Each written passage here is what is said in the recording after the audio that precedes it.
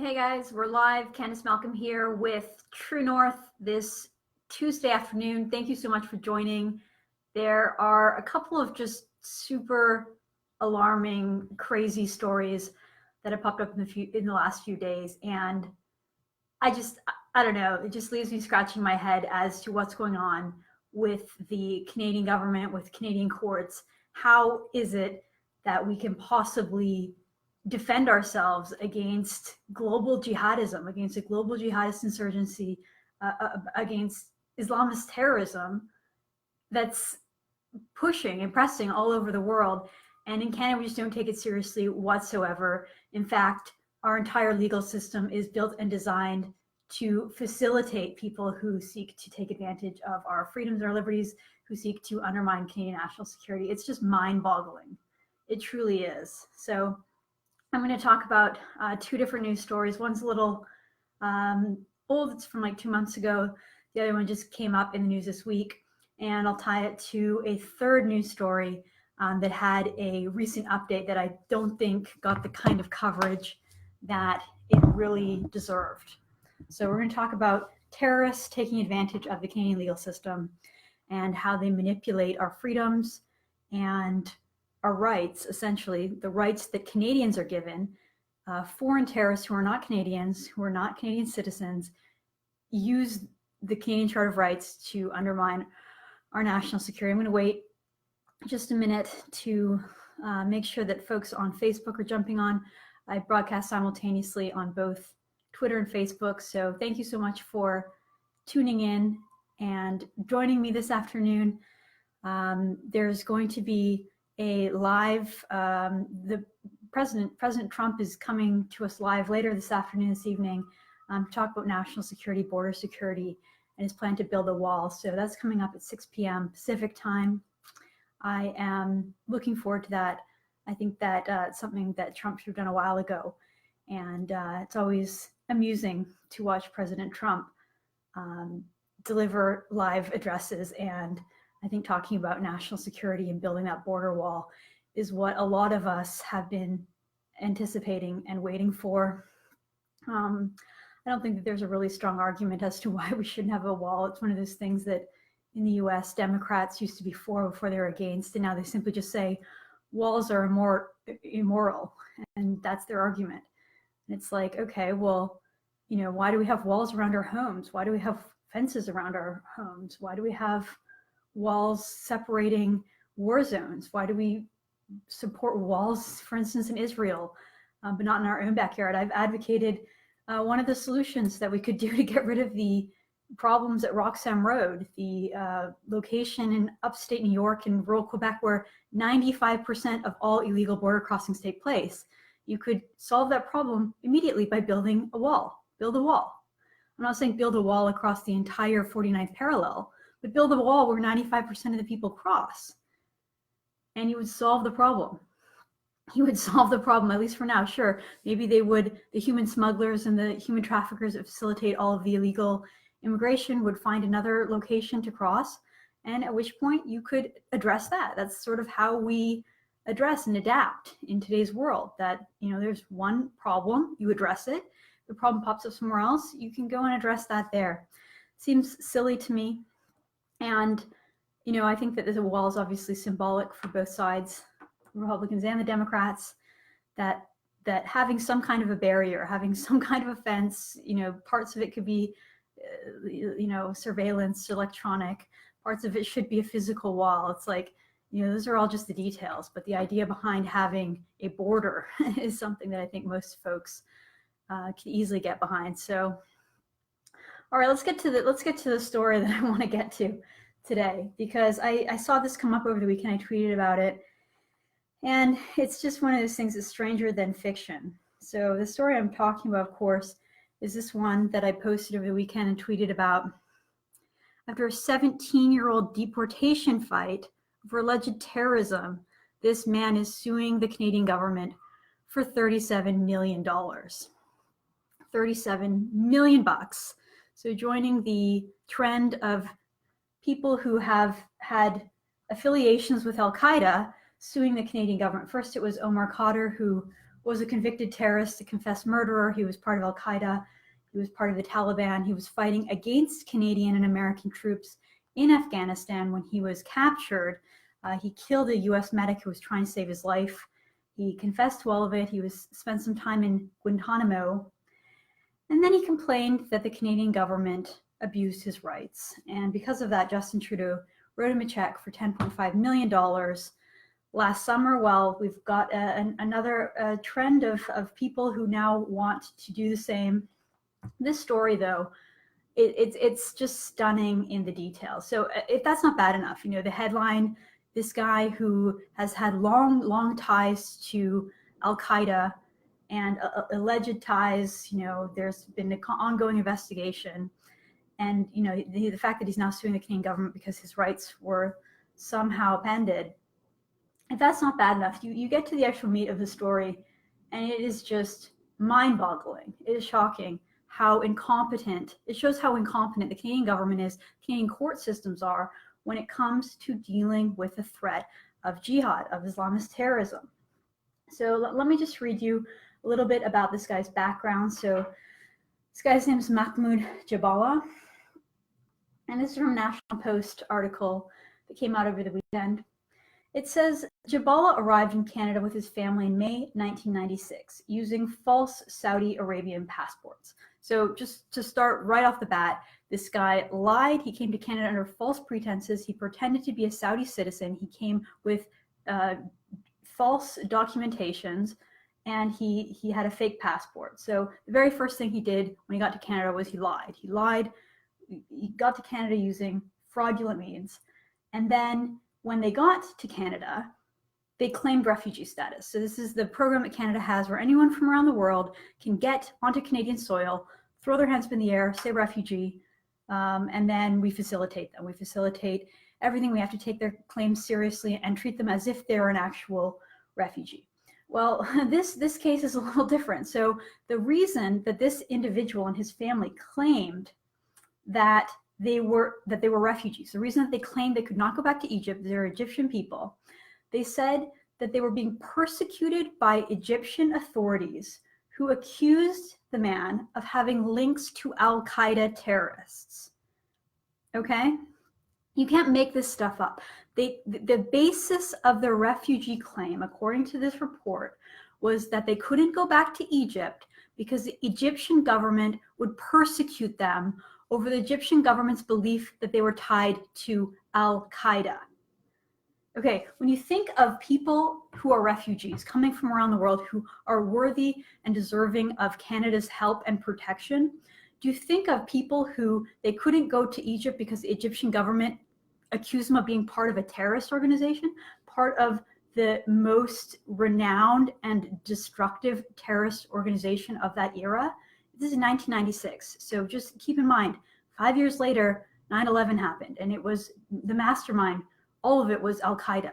And so the Egyptian government was cracking down on al-Qaeda at this time, in this era. And this family allegedly fled Egypt because they didn't want to be persecuted as part of that wave of the Egyptian government cracking down on al-Qaeda. So the Egyptian government had reason to believe that this individual was part of al-Qaeda. The family fled to Canada, said we can't go back to Egypt because the Egyptian government says we're part of al-Qaeda. And Canada let him stay. They didn't say, okay, we don't want you. You can't stay here. You got to Canada illegally. You used an illegal passport, a fake passport. And now you're saying that you're a refugee based on some alleged affiliation with al-Qaeda. It's absolutely crazy that this individual was allowed to even stay in Canada. In my estimation, he should have been inadmissible on the spot. So it's pretty unbelievable. And so reading on from this National Post report, it says that a statement of claim says the Canadian Security Intelligence Service, which is known as CSIS, immediately started investigating him, including surveillance and taping his phone. And so then, you know, he got to Canada, we let him stay. We said, okay, I guess you're a refugee. And 3 years later, he was arrested under a security certificate in Canada. The CSIS, the Canadian government, Canadian Security Agency accused him of being a security risk to Canada. And so Canada uses these we had a tool called a security certificate. So a security certificate is just an investigation into an individual who's not a Canadian citizen, who is not either a permanent resident or an asylum seeker like this individual, not a Canadian citizen. And it basically says that, this person is inadmissible because we think that they're linked to national security threats. This tool was found unconstitutional by the Supreme Court of Canada in 2007, so it limits our ability to actually protect ourselves, and this is part of the big problem. So this guy has multiple security certificates against him. They keep getting overthrown by the federal court. In the middle of his court battle, these security certificates get found to be unconstitutional. That was in 2007. And then he basically just remained under house arrest. The Canadian government kept thinking of ways that they had him, that they had information against him. That information would not hold up in court. And so basically it all ended in June 2016, when the federal court ruled the evidence against him was not solid enough and that the certificate was unreasonable. And he was released. He was no longer under house arrest, and the government's appeal was rejected. So my question is, in June 2016, why wasn't this guy deported? Sure, we couldn't actually prosecute him for any terror-related incidents. We didn't have enough evidence, so the Canadian court required so much that the security officials investigating him couldn't fulfill what the court was asking. But then the question was, why wouldn't we just deport him at that point? He's not a Canadian citizen. He has no business being in Canada. And I don't understand why he wasn't just deported at that point. Instead, he got together with some lawyers, and the lawyers basically said that his rights were serially violated by the government, not only because of the use of the security certificate, but also due to repeated threats and attempts to deport him to Egypt, where he would also face high risk of torture. And somehow that's all the Canadian government's fault. I mean, this guy is from Egypt. He's an Egyptian person, not a Canadian. He's Egyptian. And somehow the threat that he might be deported back to his home country was part of how Canada somehow abused his rights. Like, it's not Canada's fault that he's from Egypt. It's not Canada's fault that he's an Egyptian person. And it's not Canada's fault that the Egyptian government would threaten him or that he would be under some danger by his own government because Canada threatened to deport him. I don't know why Canada has become basically the outpost or the safe haven for the world's terrorists. Like, they can come to Canada and then they say, oh, you can't deport me back to my home country because my home country is cracking down on terrorists and I can't be cracked down on, so you have to protect me, Canada. Now, it was never proven in court that this guy was actually a terrorist, although there's plenty of reasons to believe that he had ties with al-Qaeda, not just the fact that the Egyptian government, his own country, believed that, but also he was allegedly connected to Ahmed Khadr, who's Omar Khadr's father. They were allegedly friends, and there was a few meetings that the two had, in-person meetings. And that's something that has been confirmed by this Egyptian individual himself. So this is all part of the problem in Canada, that we prioritize the rights and freedoms of foreigners, of non-citizens, of people who are allegedly tied to terrorism, people that could be a threat to our national security, threat to our public safety. We put the rights of potential terrorists and actual terrorists, in the case of someone like Omar Khadr, above the security and the safety of the entire country. So why is it that someone who is a foreigner who lied to get to Canada gets all of the rights and protections of the Charter of Rights and Freedom? Why is it that the security certificate, which is a tool used by the Canadian government to combat terrorism, terrorism is a very real threat in our world, and it is, when you're dealing with people who are coming from war zones and hotbeds of Islamist terrorism throughout the Middle East, it's a very real threat that some of the individuals coming from those countries will have ties to terrorism. So we have a tool to protect Canadians against someone like that. And of course, legal activists and leftists who have taken over the Canadian court systems insist that that's unconstitutional and that the charter rights of would-be terrorists, potential terrorists, outweigh public safety concerns. So, there's just so much wrong with this story. And again, it encapsulates everything that's wrong with Canada's approach to national security and combating jihadist terrorism. It's pretty outrageous. Let me know what you think about this story and what the Canadian government should do at this point. So this guy is suing for a $34 million lawsuit plus an additional $3.4 million in aggregated and punitive damages. And the lawsuit was filed in Toronto to an Ontario Superior Court on November 28th, 2018. And so, that's the bottom line is basically that, what can we do about it? If the charter rights of people seeking asylum is cast in stone and that there's nothing that we can do to protect ourselves from the Mahmoud Jabalas of the world who come to Canada saying that they're refugees and that they can't be sent back to the Middle East because the Middle Eastern countries will persecute them for their ties to terrorism, how are we ever supposed to stop terrorists from coming into our country if their charter rights outweigh our ability to say no to people who we don't want in our country? And that's not the only example. There's a UN story that I tweeted today. The headline's actually a couple months old, but I didn't see it back then.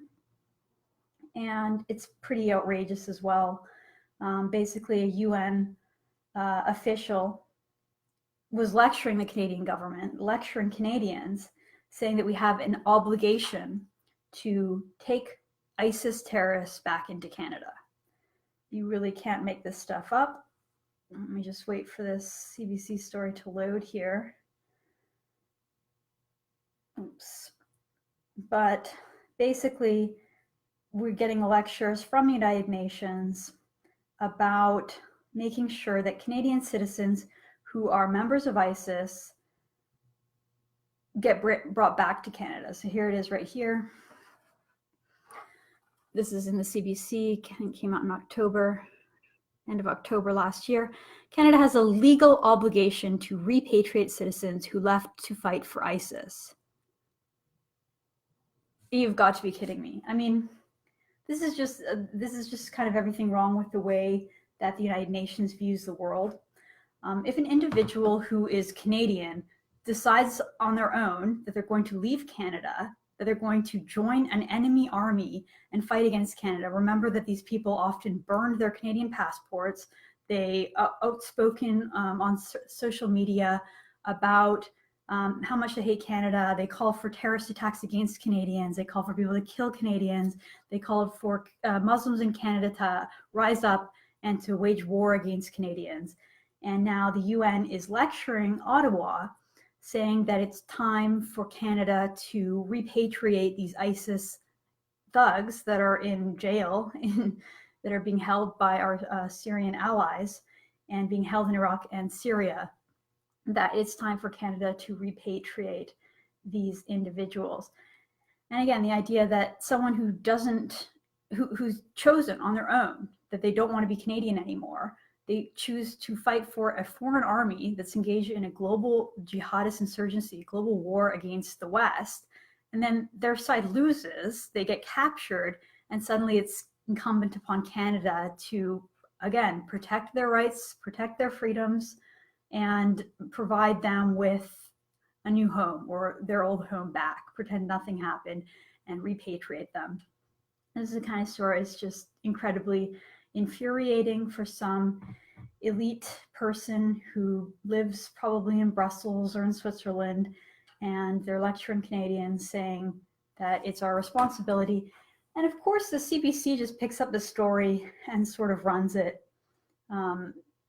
without any other counter opinion or without any skepticism whatsoever. You read through, and it's just an interview. The story is just a transcript of the interview the CBC host has with this UN official. And basically, there's no pushback. There's no providing the perspective of Canadians or of a national security scholar or, some practitioner who understands the threat of jihadist terrorism. No, it's just sort of a, Q&A with this person who's advocating something that, surely she wouldn't want to have in her own neighborhood, in her own backyard. She wouldn't want an ISIS thug who went and fought, committed war crimes and genocide to move in next door to her.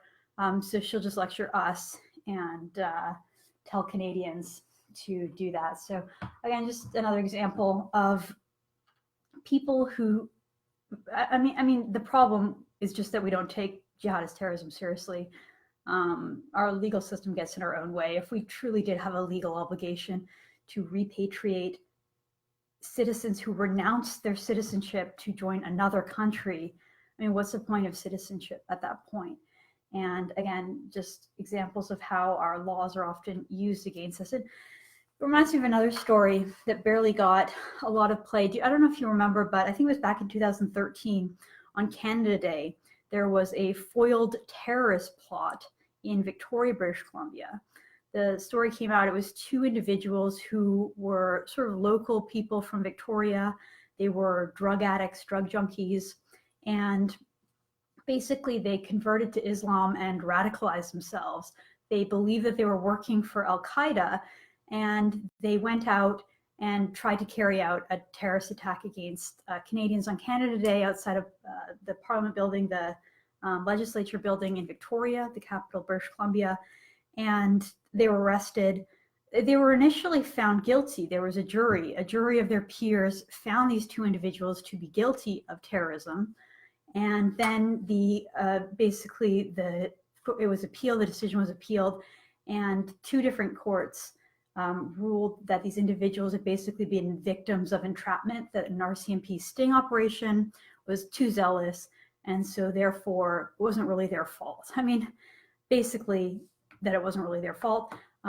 Despite being found guilty by their peers, by a jury of their peers, they're now free. They are now out on bail and they're free. It's absolutely remarkable that just a few years later, these individuals, it's not just that they dreamed up an idea of doing a terrorist attack, or that they just, hoped to be part of al-Qaeda, or they just believed in the same things that al-Qaeda did. These people actually took steps. They had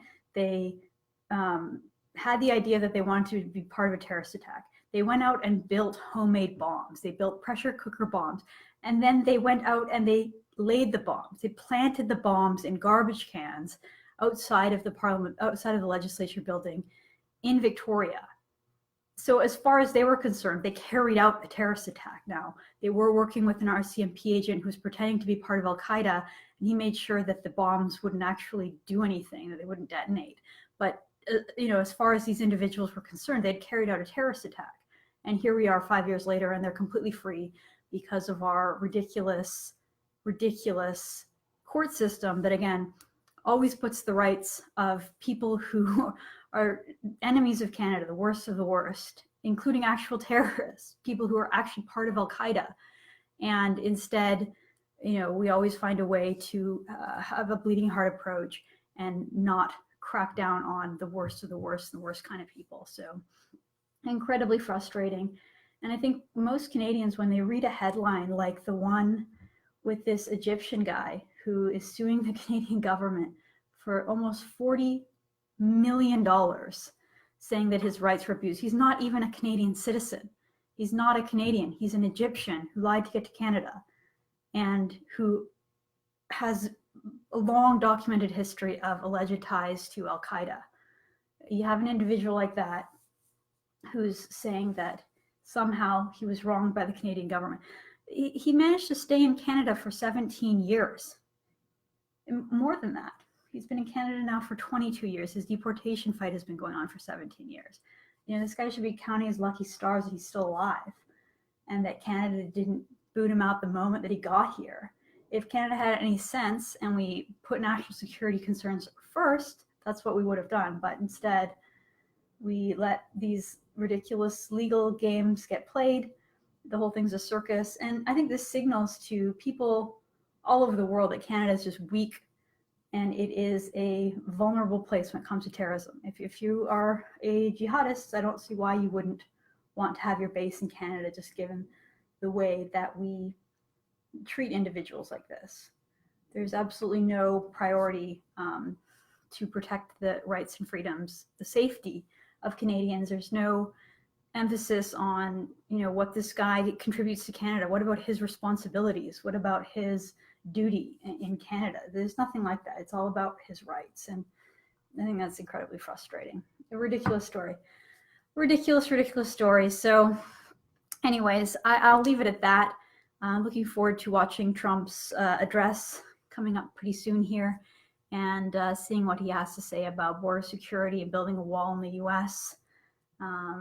You know, Canada should hope to get a little bit of his courage and forthright when it comes to combating a real problem and addressing national security concerns, because we need it just as much as the Americans do. So thanks so much for watching. Don't forget to share this video, like this video. If you haven't already, check out the True North Initiative. Our website's truenorthinitiative.com. Lots of content, lots of interesting stories, and lots of ways you can get involved in the movement. So thanks so much. Have a good one, everyone.